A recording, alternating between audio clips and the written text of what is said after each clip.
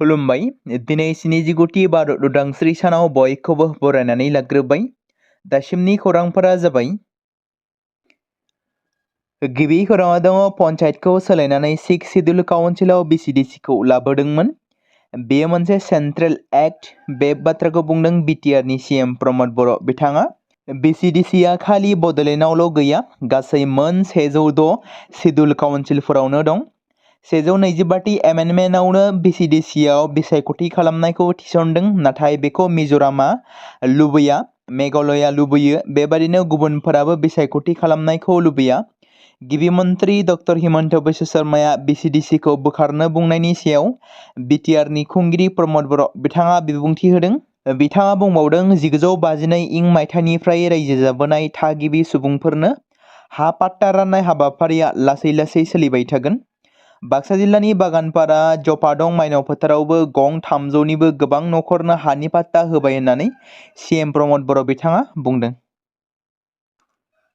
नैथि खौराङाव दङ हाग्रामा महिलारिया मालायनिखौबो बुजिनांगौ आरो गावनिखौबो माखासे दोनथ'नांगौ, बेखौ बुजिया। बे बाथ्राखौ बुंदों BTC-नि लेङाइ मावफुं सोद्रोमा गबिन्द चन्द्र बसुमतारिया। दुलाराय बर' फरायसा आफादजों लोगोसे गुबुन गुबुन माहारियारि आफादफोरा BPF आरो UPPL बे मोननै राजखान्थि दोलोखौ खौसे जानो खावलायनायाव हाग्रामा महिलारिया सा 22 बिजाथि फसंना होनायनि सायाव माखासे बाथ्रा बुंथिदों गबिन्द चन्द्र बसुमतारिया, जेराव बिथाङा बुंथिबावदों दि दुलाराय बर' फरायसा आफादजों लोगोसे गुबुन गुबुन माहारियारि आफादफोरा UPPL आरो BPF मोन्नैबो राजखान्थि दोलोखौ खौसे जानो खावलायनायखौ BPF-निफ्राय गनायनानै लायाखै एबा खोनासङाखै। हाग्रामा महिलारिया मिडियानि गेजेरजों खौसेथिनि सायाव रायज्लायनो गोसो दं होनना बुंदों, नाथाय गोसो दं होनना बुंनाल' जाया आरो रायज्लायनो होनना थियारि जाबाय थानाय समावनो हाग्रामा महिलारिया सा 22 बिजाथि फोसावबाय, जायनि ओंथिया सावरायलायनो गोसो गैया होनना गोख्रों रावजों बुंदों गबिन्द चन्द्र बसुमतारिया। थामथि खौराङाव दङ AISEC आरो रबीन्द्रनाथ टेगर मुलुगसोलोंसालिनि सिङाव थानाय निवेदिता नार्सिं एकाडेमिनि फरायसाफोरा मैया नंखाय फोरमान बिलाइ होनायनि थाखाय बेरेखायै सोमावसारदों। क'क्राझार सोहोरनि गेजेराव थानाय ब्रह्म कमप्लेक्सआव थानाय निवेदिता नार्सिं एकाडेमिनि रागा जोंनाय फरायसाफोरा बुंदों दि बिसोरनो होनाय डिप्ल'मा फोरमान बिलाइफोरखौ बबेबा देहा फाहामसालि एबा गावारि न'आ गनायना लायाखै। फरायसाफोरा फोरमायदों दि प्रबीर घोषआ आथिखालाव फसंथाननि गाहाय फोरोंगिरि महरै खामानि मावगासिनो दं। बेनि सायावनो गोख्रों अजद होदों दि फरायसाफोरा बिसोरनि बांसिनानो आनजादाव फेल जादोंमोन आरो माखासे फोरोंगिरिया फिन आनजादाव फेलें जानाय साफ्रोमबो फरायसानिफ्राय 5,000 रां लादों। फरायसाफोरा दाबि खालामदों दि रांनि बदलै सा 60 फरायसाफोरखौ उनाव उथ्रिसारनाय होननानै फोसावनानै होदों। बिथांमोना सन्देह खालामबावदों दि फोरमान बिलाइफोरा नंखाय जानो हागौ आरो बिसोरनो नंगुबै फोरमान बिलाइ होनांगौ होनना दाबि खालामो, नङाब्ला खुंथायखौ फसंथानखौ बन्द खालामनो खावलायो। ब्रैथि खौराङाव दङ बगाजुलिनि ओनसोलनि हानि जेंनाखौ BTR सोरखारा फोजोबनो थांखि लानायखौ साबायखर बावदों ओनसोलनि रायजो राजाफोरा। तामुलपुर जिल्ला कुमारिकाटा हाग्रा बिफाननि आवथायाव गोग्लैनाय बगाजुलि ओनसोलनि हानि जेंनाफोरखौ आथिखालनि खुंथाय गोहोआव थानाय प्रमद बर' सोरखारा फोजोबनो थाखाय थांखि लानायखौ गोजोननाय साबायखर बावदों। ओनसोलनि थागिबि लाइमोन सेंग्राफोर आरो रायजो राजाफोरा गोबाव सम दिन्दां जानानै थानाय बगाजुलि, अन्थाइबारि, नागापुर आरो सा बगाजुलि ओनसोलनि हाखौ सोरखारि खालामनो थाखाय थांनाय 12 आगस्ट खालारखालि BTC सोरखारनि एग्जिकिउटिभ काउन्सिल जथुम्मायाव थांखि लानाय बाथ्राखौ लेन्ड एन्ड रेभिनिउ आरो हाग्रा बिफाननि मावफुं सोद्रोमा रनजित बसुमतारिया खौरां बिजोंनि गेजेरजों फोसावनायनि उनाव गोजोननायजों साबायखर बावदों रायजो राजाफोरा। बगाजुलि ओनसोलनि हानि जेंनाफोरखौ खम समनि गेजेरावनो थाबैनो फोजोबनाय जासिगोन होनना फोसावनाय खौरांखौ मिथिनानै रायजोनि लाइमोनफोर आरो खौरां मेलनि गेजेरजों रायजोफोरा BTR-नि CM प्रमद बर', हाग्रा बिफाननि EM रनजित बसुमतारि, तामुलपुर बियाबनि MLA जलेन दैमारिखौ साबायखर बावदों। लोगोसे आद्रा थानाय माखासे खामानिफोरखौबो थाबैनो मावफुंनानै होनांगौनि थाखाय फोरमानलाइखौ रायजो राजाफोरनो राननानै होनो खावलायो। बे समाव नोंथांमोननि गेजेराव फोसावनो लादों बर'नि जोहोलाव NDB-नि गायसनगिरि आरो आफादगिरि रन्जन दैमारिनि बागै। गोबां बर' रायजो राजाफ्रा सिमां सुजुनानै दोननाय डियार नाब्लाया माब्ला उदां अख्राङाव फैनो हागोन? माब्ला समाव बर' बिमा रायजो राजाफोरनि मेगननि मोदैया बोहैगागोन। बे बाथ्राखौ मख'नो गोनांदि थांनाय 2020 मायथाइनि 27 जानुवारि खालाराव बर'नि थामथि गोरोबथा जाय BSc आरो BTCनि उनाव BTR गोरोबथा जानानै थाङो। फारियै एबसु, बारग' NDB, UBPO आरो आसाम सोरखार आरो भारत सोरखारनि जथायै बर'नि थामथि गोरोबथा जाय BTR गोरोबथा जादोंमोन। जाय गोरोबथानि सागानगिरि एबा सागान खालामगिरि महरै गेदेमा रन्जन दैमारि बिथाङाबो दंमोन। BTR दफानि गेजेरजों गोबांथार बारग' NDBफोरखौ उदां खालामनाय दफा दंमोन। नाथाय उदां खालामनाय दफा थासेयावबो माखासे बारग' NDBफोरखौल' उदां खालामनो हादों। नाथाय दासिमबो CBI केस नांनानै थानाय रन्जन दैमारि बिथांखौ उदां लाबोनो हायाखै। मख'नो गोनांदि मुलुगाव मोनसेबो एकर्ड जायाखै जेराव एकर्डनि सागानगिरिया जोबथेसालियाव थानांनाय। जेराव गासैबो एकर्ड खालामनाय लोगो लोगोनो गासैबो उदां अख्राङाव फैनो हादों। नाथाय जोंनि मानिजाथाव रन्जन दैमारि बिथाङा मानो उदां जायाखै? बे बेलायाव नोंथांमोना मा बुंनो सानो? गोबां समफोरावनो माखासे बर'नि दैदेनगिरि आफादनि दैदेनगिरिफोर खुंथायाव थानाय दैदेनगिरिफोरा उदां खालामसिगोन। उदां खालामनो थाखाय सोरखारजों सावरायदों, सावरायगासिनो दं। बेबादि रायजोफोरनि सिगाङाव गोबां खेब बुंबोबाय थादों। नाथाय दासिमबो मोजां फिथाइ थायाखै। थांनाय 2024 मायथाइयाव रन्जन दैमारिनि मोनसे हियारिं जानो गोनां दंमोन। नाथाय उकिला 2025 मायथाइनि जोबनाय समहालागैसो बिथांनि बेल हियारिंआ जागोन बुंनायाव हियारिंआ फावसायनो गोनां जायो एबा थाथ'नो गोनां जायो। आसा खालामो थाबैनो जाहाथे गुबुन गुबुन बारग' NDBफोरा जोंनि गेजेराव एबा बिसि फिसा नखरजों थाफैनो खाबु मोनदों। बेबायदिनो जाहाथे बिथां गेदेमायाबो थाबैनो बेल हियारिंनि गेजेरजों उदां अख्राङाव फैनो हायो। बाक्सा जिल्लानि जपादं माइनाव फोथाराव गं 300निबो गोबां नखरनो हानि पाट्टा रानदों BTR सोरखारा। बाक्सा जिल्लानि बागानपारा जपादं माइनाव फोथाराव BTRनि गाहाय मावफुं सोद्रोमा प्रमद बर', BTRनि लेन्ड एन्ड रेभिनिउ आरो हाग्रा बिफाननि EM रनजित बसुमतारी आरो BTC हायुंआरि गावखुंथायनि बुंथिगिरि काथिराम बर'नि जथायै नुजाथिनायाव सा 300निबो गोबां नखर आरो थागिबि सुबुंफोरनो हानि पाट्टा राननानै होदों। बागानपारा जपादं ओनसोलनि रायजो राजाफोरा बे हानि पाट्टाखौ मोननानै हानि जेंनाखौ लानानै गोबाव सम भुगिनांनानै दंमोन। BPF एबा गुबुन राजखान्थि दोलोआ थांनाय गोबाव सम सोरखार सालायदोंब्लाबो BTR ओनसोलनि हानि जेंनाखौ फोजोबनो हायाखैमोन। बिथांमोना राजखान्थि खालामनायनि मुङाव राजखान्थिखौल' खालामनानै ओरैनो समफोरखौ हगार हरदों आरो खामानि मावनो हायाखैमोन। नाथाय प्रमद बर'आ BTRनि गाहाय खुंगिरि महरै बिबान लानाय समनिफ्रायनो BTR ओनसोलनि हानि थासारि आरो जेंनाफोरखौ फारि फारियै फोजोबनो नाजादों।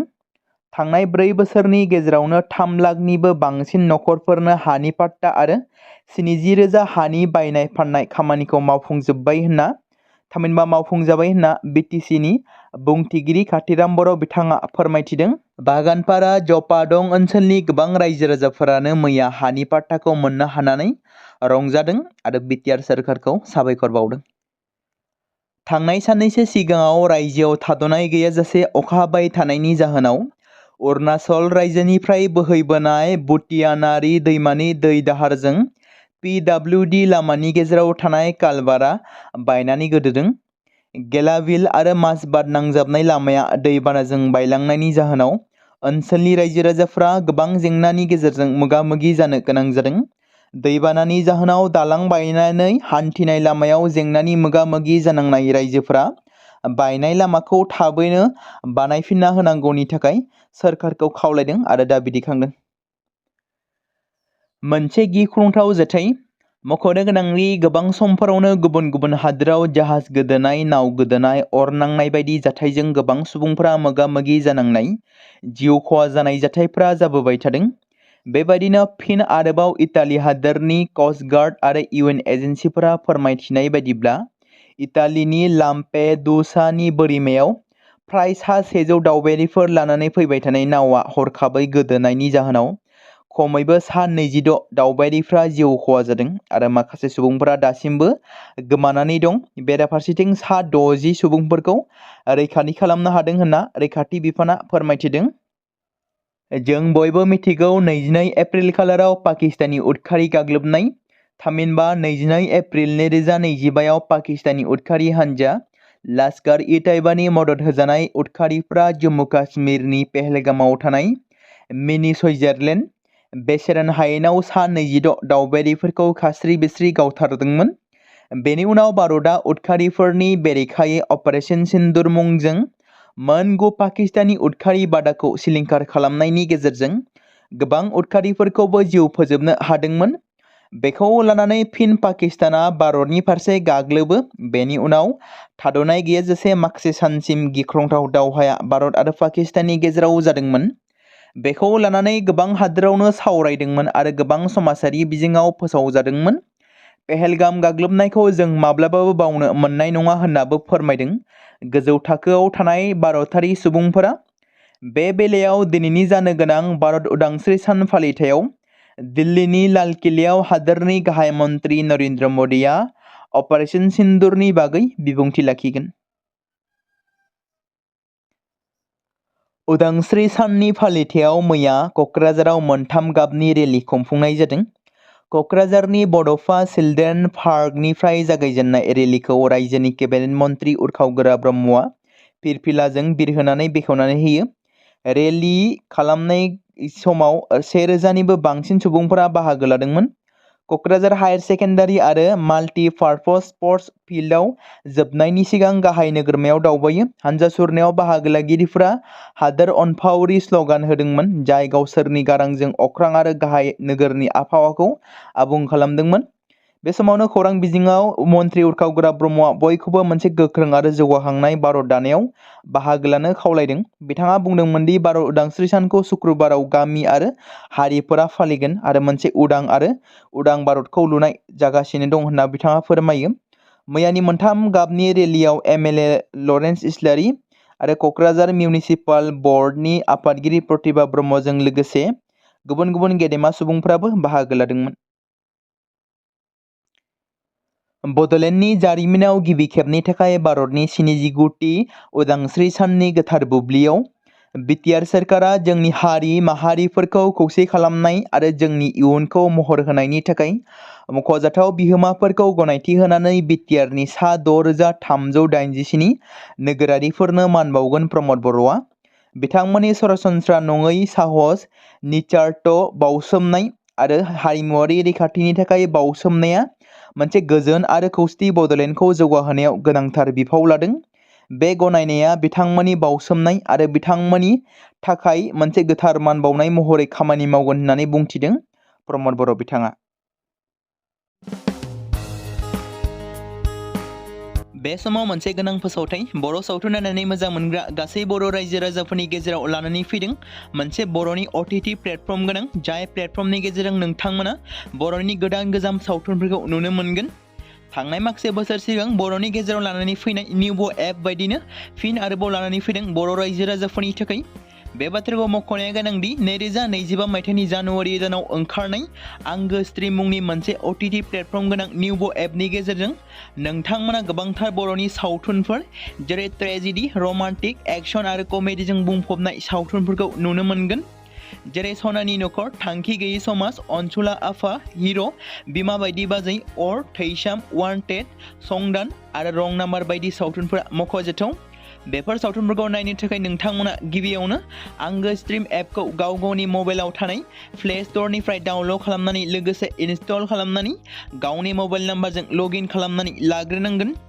बेनि उनाव नोंथांमोना गोबांथार नुनो मोनै सावथुनफोरखौ गुगोल पे, फन पे आरो पेटिएमजों रं नाम्बार सावथुनखौ नायनो थाखाय 60 रां आरो संदान सावथुनखौ नायनो थाखाय 80 रां, वान्टेड सावथुनखौ नायनो थाखाय 60 रां, थैसाम सावथुनखौ नायनो थाखाय 60 रां बेबायदिनो गोबांथार नुनो मोनै सावथुनफोरखौ नायनो थाखाय सुबिदा खालामनानै होदों आंगो स्ट्रिम प्लेटफर्मा। फिन नोंथांमोननि गेजेराव फोरमायबावनो लादों बर' सावथुन नायनानै मोजां मोनग्रा गासै बर' रायजो राजाफोरनि गेजेराव लानानै फैदों मोनसे बर'नि OTT प्लेटफर्म गोनां, जाय प्लेटफर्मनि गेजेरजों नोंथांमोना बर'नि नुनो मोनै सावथुनफोर जेराव गोदान गोजाम सावथुनफोरखौ नुनो मोनगोन। बे बाथ्राखौ मख'नाया गोनांदि 2025 मायथाइनि जानुवारि दानाव दिहुनजानाय आंगो स्ट्रिम मुंनि मोनसे OTT प्लेटफर्म गोनां एपनि गेजेरजों नोंथांमोना गोबांथार बर'नि ट्रेजेडि, रमान्टिक, एक्शन आरो कमेडिजों बुंफबनाय सावथुनफोरखौ नुनो मोनगोन। जेरै रं नाम्बार, संदान, वान्टेड, थैसाम, अर, बिमा बायदि बाजै, हिर', अनसुलाफा, थांखि गैयि समाज, सनानि नखर बायदि बायदि सावथुनफ्रा मख'जाथाव। बेफोर सावथुनफोरखौ नायनो थाखाय नोंथांमोना गिबियावनो आंगो स्ट्रिम एपखौ गाव गावनि मबाइलाव थाखानाय प्ले स्ट'रनिफ्राय इनस्टल खालामनानै गावनि मबाइल नाम्बारजों लगइन खालामखांनायनि उनाव नोंथांमोना गोबांथार नुनो मोनै सावथुनफोरखौ गुगोल पे, फन पे आरो पेटिएमजों रं नाम्बार सावथुनखौ नायनो थाखाय 60 रां, संदान सावथुनखौ नायनो थाखाय 80 रां, वान्टेड सावथुनखौ नायनो थाखाय 60 रां, थैसाम सावथुनखौ नायनो थाखाय 60 रां, बेफोरबायदिनो अर सावथुनखौ नायनो थाखाय 60 रां पे खालामनांगोन। बेबायदिनो गोबांथार नुनो मोनै बर' सावथुनफोरखौ नायनो थाखाय सुबिदा खालामनानै होदों आंगो स्ट्रिम प्लेटफर्मआ।